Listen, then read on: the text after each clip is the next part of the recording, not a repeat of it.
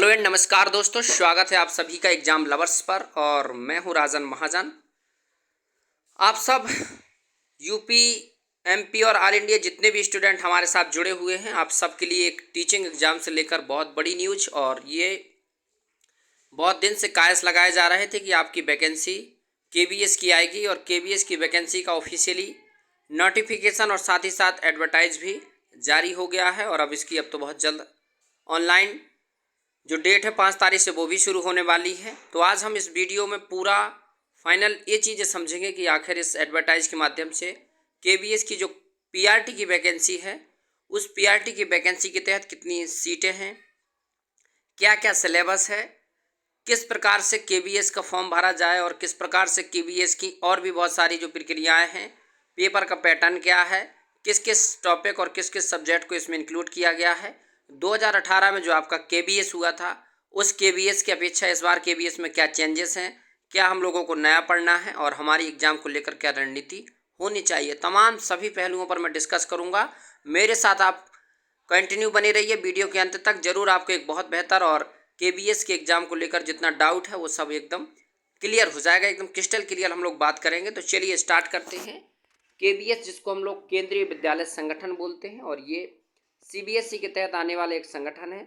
Ministry of education, department of school education और literacy, government of India इसके अंतर्गत काम करती है। और इंडिया के बहुत सारे जो इसके स्कूल हैं, इसमें लिखा हुआ है 1252 केंद्रीय विद्यालय ऑल ओवर इंडिया में काम करते हैं। और इस 1252 केंद्रीय विद्यालय के लिए पीआरटी यानी प्राइमरी स्तर के टीचर के लिए जो वैकेंसी आउट की गई है, उसका हम लोग डिटेल एनालिसिस और समझेंगे क्या क्या इसकी प्रक्रिया होने वाली है। सबसे पहले इसमें हम लोगों को समझना है कि आखिर इस जो वैकेंसी का सबसे पहली चीज़ ये समझना है कि जो वैकेंसी है ऑफलाइन नहीं है, ओनली ऑनलाइन मोड, जिसको सीबीटी बोलते हैं, कंप्यूटर बेस्ड टेस्ट होगी। और इस केबीएस की वैकेंसी के लिए आपको ऑल ओवर इंडिया जो एग्ज़ाम है उस हिसाब से देना है, यानी आप कहीं पर भी किसी भी स्टेट में टीचर हो पाएंगे। इसके लिए आपको इसलिए केंद्रीय विद्यालय संगठन के द्वारा पूरी डिटेल बताई गई है। यहाँ पर आप देखें कैटेगरी वाइज पूरी वैकेंसियाँ बताई गई हैं कि कौन कौन सी कैटेगरी के लिए कौन कौन सी आपकी वैकेंसी है। आप देखेंगे ओवरऑल 6414 वैकेंसियाँ बताई गई हैं पीआरटी के लिए, यानी प्राइमरी टीचर, कक्षा 1 से कक्षा 5 तक के जो टीचर उनको प्राइमरी टीचर बोला जाता है, ये आप अच्छे से जानते हैं।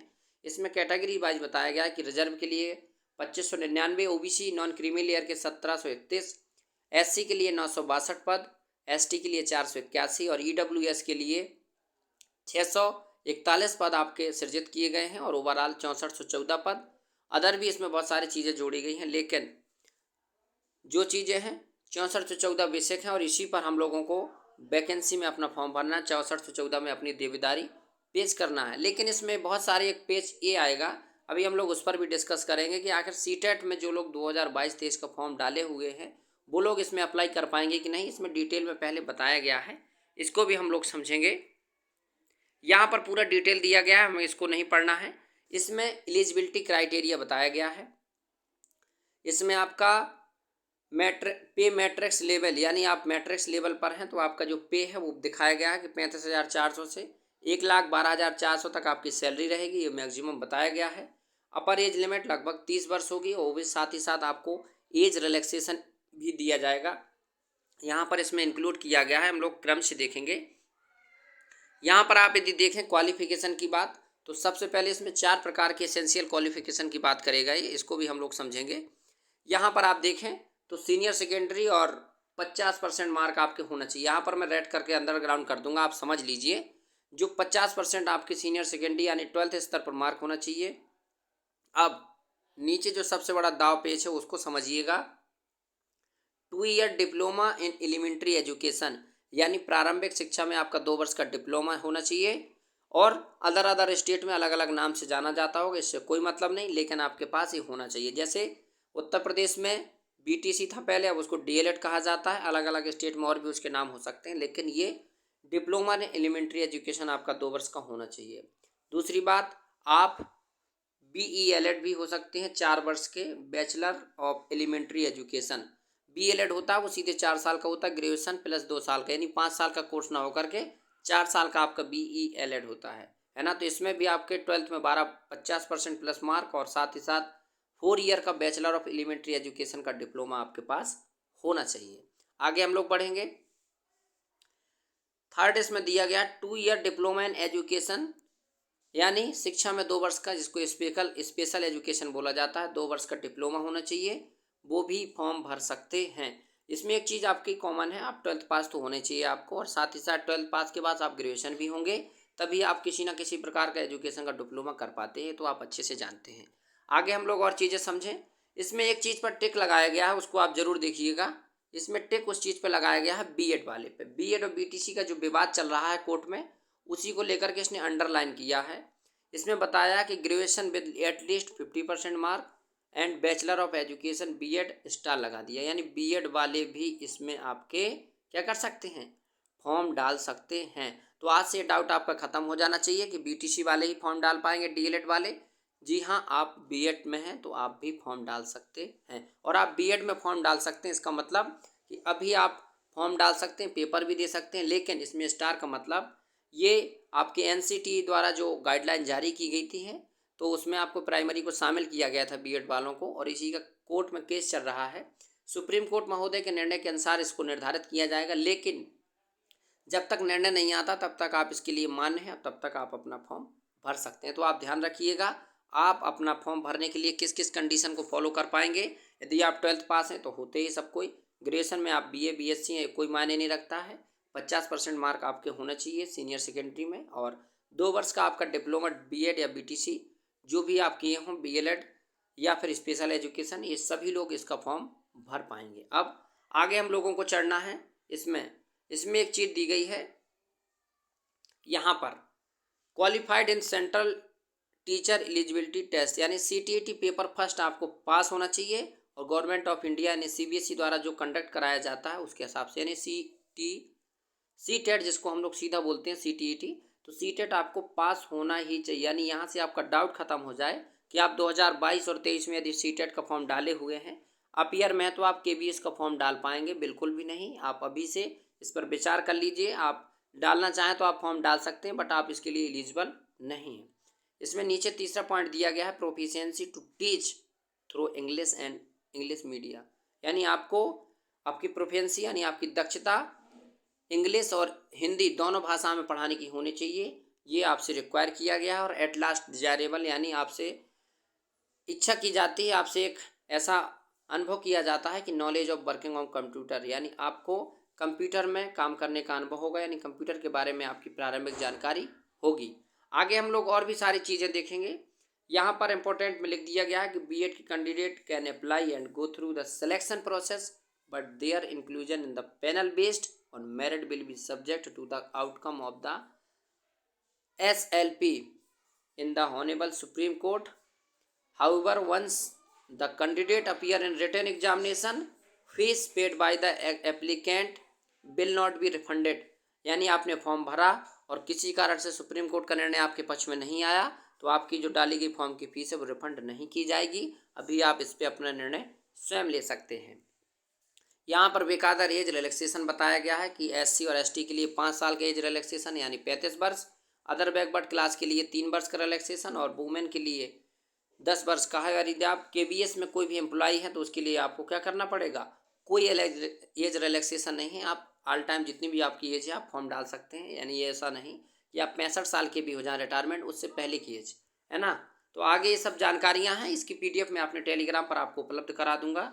ये सब है कटआउट, आपकी कट ऑफ, ये सब चीज़ें आपकी क्या होगी, सब जारी की जाएंगी।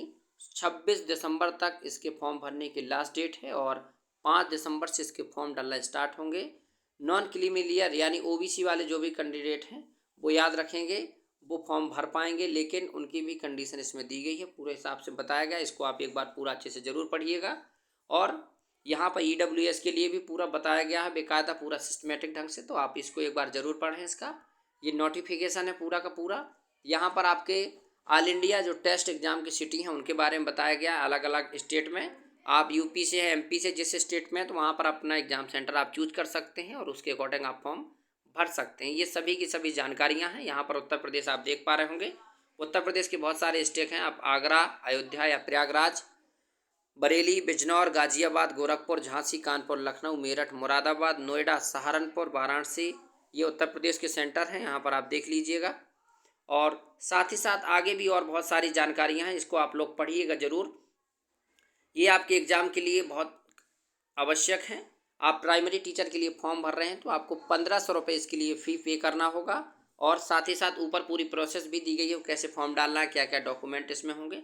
तो आप ज़रूर जब फॉर्म डालेंगे तब इसको आप फोकस करिएगा।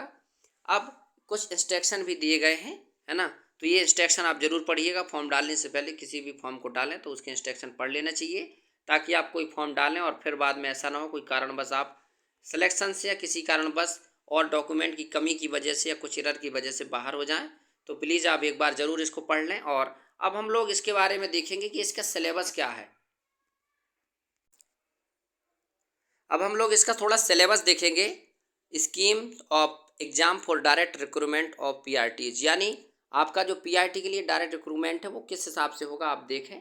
The written test is of 180 marks, यानी एमसीक्यू बेस्ड पर, और 180 मार्क का आपका पेपर होने वाला है जो सीबीटी होगा आपका।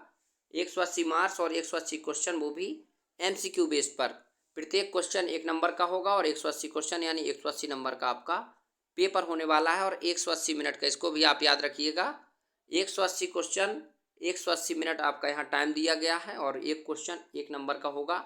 इसमें कोई भी माइनस मार्किंग आपकी नहीं है, इसको आप याद रखिएगा। ये बहुत बड़ा पॉइंट है, माइनस मार्किंग ना होना, क्योंकि लोग माइनस मार्किंग की जानकारी नहीं होती, इस वजह से पेपर में कम अटेम्प्ट करते हैं या फिर ज़्यादा अटेम्प्ट करते हैं। तो इसको आप ज़रूर देखिएगा। अब यहाँ पर हम लोग देखते हैं सेक्शन नेचर ऑफ क्वेश्चन, यानी किस प्रकार के आपके क्वेश्चन आएंगे। एक बार क्वेश्चन का नेचर देख लेंगे और उसके बाद फिर हम लोग आगे बढ़ेंगे क्या क्या सिलेबस है। तो आपका 4 पार्ट में इसको बांटा गया है। सबसे पहले आपकी लैंग्वेज, जो कि 20 मार्क के 20 क्वेश्चन के हैं और 20 नंबर के हैं। यहाँ पर देख सकते हैं इंग्लिश और हिंदी, यानी आपका इंग्लिश जनरल इंग्लिश आएगा, इसमें भी हम लोग डिस्कस करेंगे क्या क्या पूछा जाएगा। और जनरल हिंदी, ये दोनों आपकी क्या है 20 मार्क्स के 20 क्वेश्चन जनरल इंग्लिश और जनरल हिंदी, यानी 10 इंग्लिश और 10 हिंदी आपके आने वाले हैं। इसका दूसरा पार्ट आप देखें तो जनरल अवेयरनेस यानी जीए, रीजनिंग और कंप्यूटर, ये तीनों के तीनों पार्ट इसमें ऐड किए गए हैं। 3 पार्ट आप देखें तो 10 क्वेश्चन आपके आना है, यानी करंट अफेयर्स और जनरल अवेयरनेस मिला के 10 क्वेश्चन। पिछली जो वैकेंसी 2018 की थी आपकी, उसमें उतना नहीं था आपका, जनरल अवेयरनेस काफ़ी बढ़िया था। अब इस बार जनरल अवेयरनेस का रोल काफ़ी कम कर दिया गया, क्योंकि करंट अफेयर्स और जनरल अवेयरनेस सिर्फ 10 ही क्वेश्चन में आपके आने हैं। दूसरा है आपका रीजनिंग, यानी रीजनिंग भी 5 क्वेश्चन आपके रीजनिंग के आएंगे। यहाँ पर आप देख लीजिए 5 क्वेश्चन रीजनिंग के आपके आएंगे। और अब 5 क्वेश्चन आपके देख लीजिए कंप्यूटर से भी दिए गए हैं, कंप्यूटर लिटरेसी यानी कंप्यूटर साक्षरता, ये भी सेगमेंट इसमें जोड़ा गया है। तो ओवरऑल जो जीए, जनरल अवेयरनेस, रीजनिंग और कंप्यूटर से लेके 20 मार्क का आपका होने वाला है। ये 20 मार्क यानी 20 क्वेश्चन आएंगे इससे और 20 नंबर के। पार्ट थर्ड की बात करें इसकी तो perspectives on education and leadership, यानी 60 नंबर का आपका सीडीपी इसमें दिया गया। बहुत बड़ा आपके लिए बेनिफिट होने वाला है। जो लोग सीडीपी में बहुत अच्छे स्टूडेंट हैं उनके लिए बहुत बेनिफिशियल होगा। और इसमें बताया गया है कि अंडरस्टैंडिंग द लर्निंग, यानी अधिगम की समझ, क्या क्या अधिगम की समझ में सीखने के सिद्धांत, वृद्धि, विकास क्या है, ये सब चीज़ें आएंगी। Understanding teaching learning, teaching learning क्या होती है, यानी शिक्षण अधिगम क्या होता है, कैसे हमें बच्चों को सिखाना है, क्या क्या प्रोसेस होगी। और साथ ही साथ क्रिएटिव कंडक्टिव लर्निंग एनवायरनमेंट, यानी हम लोग जैसे क्लासेस में समावेशी शिक्षा या बच्चों को जोड़ने की जो शिक्षा की बात है, वो किस प्रकार की लर्निंग करेंगे, उसके लिए एनवायरनमेंट कैसे करेंगे, वो इस प्रकार के क्वेश्चन आपके 10 पूछे जाएंगे। स्कूल ऑर्गेनाइजेशन एंड लीडरशिप, ये आपके लिए कुछ नया नया दिख रहा होगा, जो लोग पहली बार इसको देख रहे होंगे, क्योंकि हम लोग सीटेट या टेट के एग्ज़ाम में देखते हैं। इस प्रकार का कोई भी टॉपिक अभी तक हम लोगों ने पढ़ा नहीं है, लेकिन ये अलग नहीं है। स्कूल ऑर्गेनाइजेशन का मतलब होता है विद्यालय के संगठन। अब बहुत सारे हैं, विद्यालय के संगठन कैसे काम करता है, उसके लिए नेतृत्व क्या है, ये सभी क्वेश्चन उससे आना है। आने वाले समय में आप टीचर बनेंगे, उस संगठन के एक हिस्सा बनेंगे, तो आपको पता होना चाहिए कि संगठन कैसे काम करता है, लीडरशिप कैसे की जाती है। लास्ट है आपका पर्सपेक्टिव इन एजुकेशन, यानी आपकी जैसे न्यू एजुकेशन पॉलिसी, कोठारी आयोग क्या है, एनसीएफ, आरटीए, सब चीज़ें क्या है जाएंगी पर्सपेक्टिव्स इन एजुकेशन में आपके 10 क्वेश्चन पूछे जाएंगे। यानी ओवरऑल आपके देखा जाए तो यहाँ पर आपका ये 60 क्वेश्चन 60 नंबर के CDP आपका आने वाला है। आप याद रखिएगा, CDP आपका 60 क्वेश्चन का और 60 नंबर का आने वाला है। इसको बहुत बढ़िया से आप पढ़ेंगे। और यहाँ पर चौथा पार्ट दिया गया जिसको लेकर बहुत स्टूडेंट कंफ्यूज हैं, पार्ट 4 आपका। तो ये सब्जेक्ट स्पेसिफिक सिलेबस है। तो इसमें आपका पहले तो आपकी लैंग्वेज आएगी, आपकी मैथ आएगी, इसमें आपकी लैंग्वेज, मैथ, और मैथ के बाद फिर आपका आएगा EVS। आप याद रखिएगा, लैंग्वेज, मैथ, EVS ये आपके आने वाले हैं इसमें। और साथ ही साथ आपका CDP भी इसमें ऐड रहेगा। तो आप सब्जेक्ट स्पेसिफिक सिलेबस का मतलब ऐसे जैसे हम लोग टेट CTET का फॉर्म डालते हैं तो उसमें आपकी लैंग्वेज रहती है, EVS रहता है, मैथ रहता है और GS इसमें जोड़ा गया है। तो ये आपकी चीज़ें होने वाली हैं। तो ओवरऑल आप देख लीजिए, आपका जो एग्ज़ाम का पूरा पैटर्न है उसने बताया गया है कि कैसे इसका एग्ज़ाम का पैटर्न होगा। 4 सेक्शन होंगे जिसमें आपके पहले में लैंग्वेज, दूसरे में जनरल अवेयरनेस, रीजनिंग और कंप्यूटर, तीसरे में आपको ओवरऑल पूरा CDP, और चौथा जो पार्ट होगा उसमें आपका स्पेसिफिक सब्जेक्ट की बात करेगा जिसके 80 क्वेश्चन और 80 मार्क का होने वाला है। यहाँ पर आप देखें, इसमें एक नई चीज़ और नीचे देखिएगा, the professional competency test in of 60 mark, demo 30 mark का और इंटरव्यू 30 मार्क का। यानी आपका जो पेपर होगा वो 180 क्वेश्चन का होगा और उस 180 क्वेश्चन में आपका डेमो 30 नंबर का और इंटरव्यू भी 30 नंबर का आपका होने वाला है। इसको आप याद रखिएगा, डेमो 30 नंबर का, यानी पढ़ाने के लिए आपको कहा जाएगा, आपको पढ़ा के दिखाना होगा। जितना अच्छा आपका प्रदर्शन होगा उस हिसाब से आपको मार्क दिए जाएंगे। और इंटरव्यू भी आपका होगा जिसमें आपको 30 नंबर यानी 60 नंबर का इंटरव्यू और बाकी 180 नंबर का आपका रिटन एग्जाम जो कि MCQ बेस्ड और CBT होगा। इसको आप याद रखिएगा, यानी 240 नंबर का ओवरऑल आपका ये पेपर होना है। इस पेपर में एक महत्वपूर्ण चीज़ ये दी गई है कि आपका 70 और 30 का रेशियो रहेगा, यानी आपका रिटन का 70% और इंटरव्यू का 30%, इन दोनों का रेशियो मिला के आपकी मेरिट तय की जाएगी। इसको आपको याद रखना है।